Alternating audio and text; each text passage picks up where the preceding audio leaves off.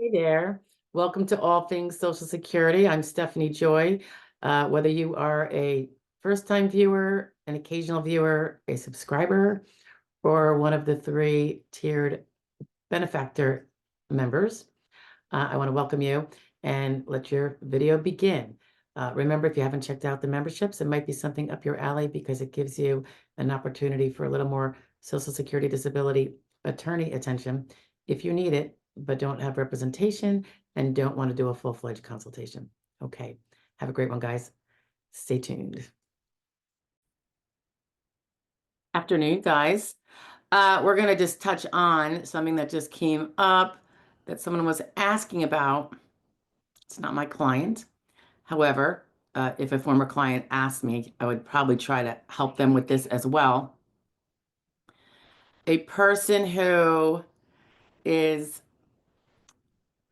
awarded benefits and is a disability beneficiary, whether it's SSI or SSD, and has a representative payee.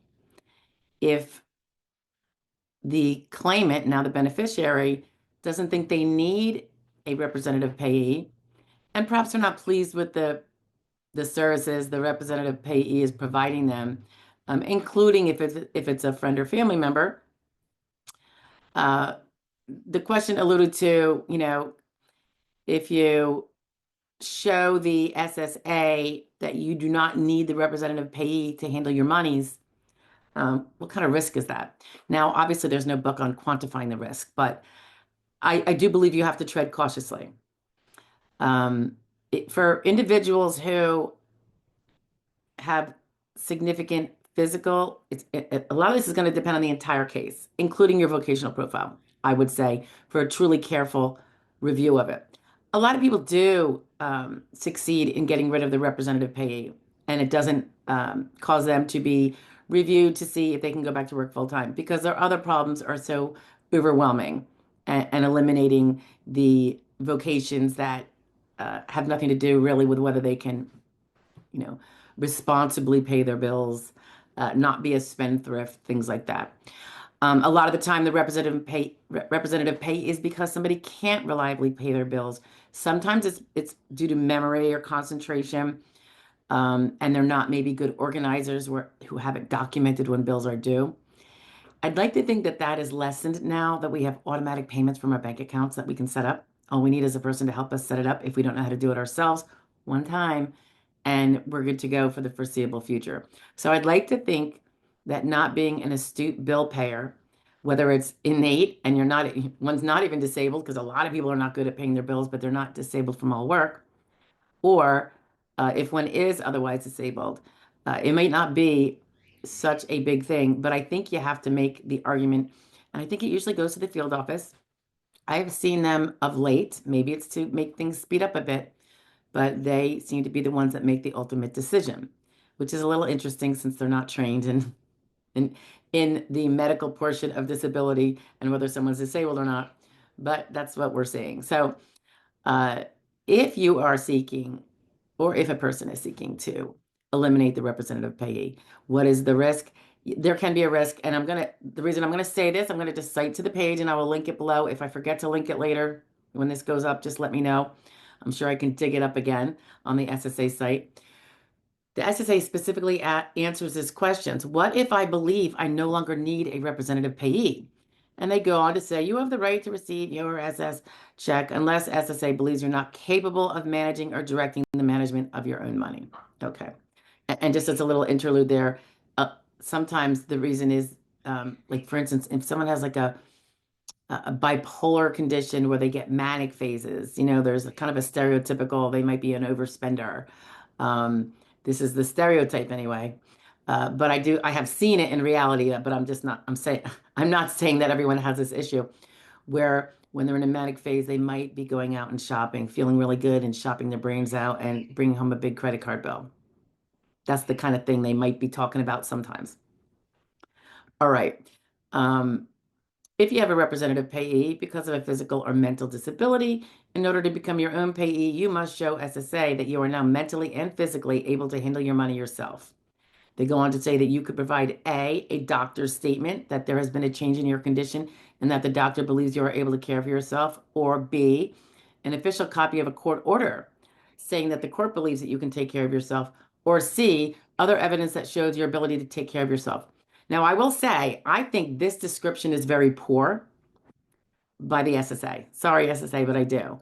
Um, because they're conflating being able to care for yourself with, gee, if you are able to handle your money, you are able to care for yourself in a way that equates with a full-time job.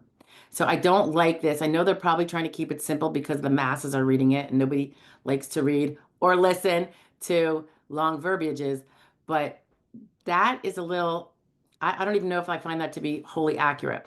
When I have seen, people get a doctor's statement, the doctor doesn't say there has been a change in your condition. He doesn't have to say that.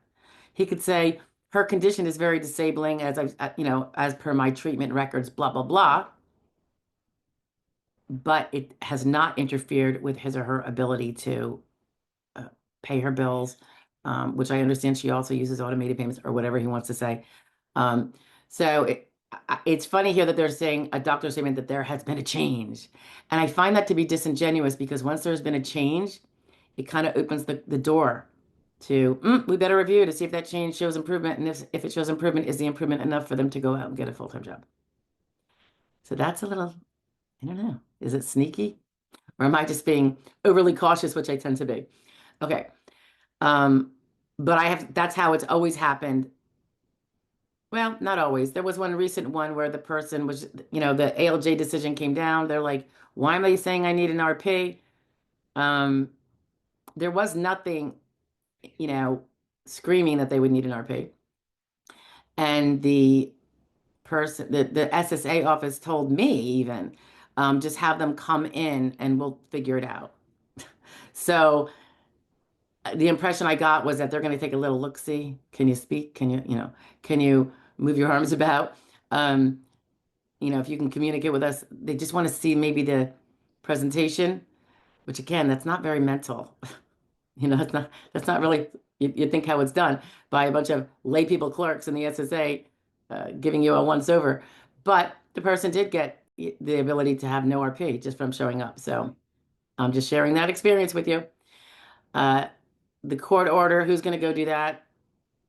And does the court order have to say she can take care of herself and go? Because if someone can take care of themselves, technically, in theory, they can go out and get a job and take care of their financial needs as well. So that's just a little too vague for my comfort. Um, Other evidence that shows your ability to take care of yourself. That is not supposed to be the definition of RP. It's supposed to be when you can't take care of your finances, right? I mean, just because you need assistance to take care of yourself in other ways, maybe you need the assistance of a wheelchair. Does that mean you can't pay your bills? Okay, I digress. But anyway. And this is the part, the next line I'm about to read, that the person who inquired, and thank you, by the way, I don't have your name off the top of my head, but I know you're a viewer. If SSA believes your condition has improved to the point that you no longer need a payee, we may reevaluate your eligibility for disability payments. Um, it- and that's the concern the person had. Will my expression that I can handle my own finances make them correctly or incorrectly think I've improved and then go ahead and review me fully. It's funny. That would be basically a CDR, and you're going to have CDRs anyway. So I almost say, why is it so fearful that is happening for this versus a regular CDR diary date? I'm just throwing the question out there. I haven't analyzed whether it's better to have it. But I would say this, possibly. Just take this with a grain because it's just flowing through my head right now. If you, when you first win, so now the finding of disabled is very, very fresh. You could not have improved in 2 days, right? If you just got an RP and you feel strongly that you don't need one, and maybe ask some people you trust, like, do you think I need an RP? Um, for instance, if you've already been paying your bills yourself anyway, let's say you know, you have a family at home, but you are the bill payer and you continue to be, maybe you just do it more slowly. Maybe you pick your poison on when you're going to do it during the day. Maybe you do it when you're at your brightest. Maybe you don't do it on the days that you feel really, really bad, physically or mentally or both. So if you're already doing it, or if a lot of times a single person, there is no other alternative. And again, everybody's using that automated payments now. So it's not the big chore it used to be. I mean, keeping the money in the bank is the big chore, right? Receiving income is the big chore for all of us. But the actual paying of the bills has become easier and easier. So I would tend to think that if you just got your award and it says you get, you have to have an RP, or we have to see if you need an RP, that might be the time to hit while the iron's hot. By iron, I mean the finding of disabled. They just found it. And if you're just saying, I'm disabled, I can't work full time, but I can pay my bills 1 hour a month. I mean, seriously, that's about all it is, right? If that. And I say if that because most of it's automated. So I would go with, if you're going to do it, maybe consider doing it earlier rather than later. But if you were really unable to for a time, maybe you were, you had such a pain complex due to a surgery or a terrible, terrible accident or whatever, and there was no way you could even focus to pay bills and you didn't give a hoot about bills at that point. That's how bad it was. You're going to be doing it later. But that does not, I don't think we should be entirely fearful of trying to get our right to pay our own bills and handle our own money if the shoe fits. I know plenty of people who can't do it. Plenty of clients. I know people who aren't disabled that can't do it. Seriously, like that's their impairment is their reliability with paying bills. They're also the ones that when we're supposed to meet out for lunch, they show up 45 minutes late. So you just have people that are not that personally organized. Maybe we call them scatterbrains, but they're not disabled. They all have good jobs and are, full-time work. So I don't like the equating or the conflating of the two at all. I know they do that, have tried to do that with other areas of life where they try to deprive someone the right to, for instance, the Second Amendment right because they had an RP. I mean, wow. So that person in a wheelchair or whatever can't have a Second Amendment right because someone else kindly pays their bills for them, even though, and maybe they can't, maybe they're not good at math. What if you simply do not do good with numbers and that's why you have an RP? Does that mean that you therefore can't make any responsible choice? What about driving a car? Second Amendment. I don't know. But anyway, I digress. Um, for those of you who know me, we know why we do this, right? Uh, the SSA can look at you as per what I'm showing you here. If you try to change from RP to no RP, but I believe you can do it at times, even if you're not improved. Like I've approved, now I can do it. That's going to be a risk. Um, I don't think it's an insurmountable risk. I think if you've done everything right, what you're supposed to be doing to prepare for your, always be prepared in advance. Be a prepper, if you will, for your future CDR because it will be coming. How do you like that for the word prepper? You could do it here too. Um, yeah, yeah, you can do it and just be careful if it's because you have vastly improved. Just make sure you have all your ducks in a row, your evidentiary ducks 2 years behind you that show your ongoing um, basis of your disability continues. That part isn't improved. It might be stable because of the treatments you have. Um, and depending on whether those improved to stable means you can work is a whole nother thing. But if your work task limitations that prevented you from being able to work full time that the SSA determined about you, if those continue, then you're generally going to be fine as long as you can prove that. So that's why you got to keep up with those medicals, guys. Keep going to the doctor, you know, at a reasonable rate anyway.